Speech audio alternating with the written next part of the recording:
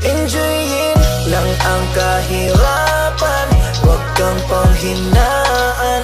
Darating at darating din tayo sa ating inaasam.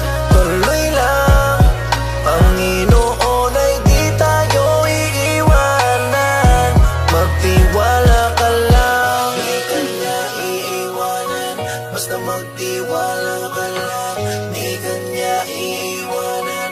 Basta magtiwala. Panginoon, di tayo iiwanan. Kahit na nahihirapan, patuloy na gumapang. Ituloy mo lang kung anong nasimulan. Huwag magkatubili o magalangan. Maniwala sa sarili, umabante. At di baling dahan-dahan, importante umuusad lang nang walang inaapakan. Danas na ako sa lahat, paghihirap at bigat makikita sa balat, sa kaliwat ugat, kung paano kataway pinaiyak. Sa bawat pagpatak ay merong aral at inspirasyon na tumatak. Dahilan kung ba't patuloy akong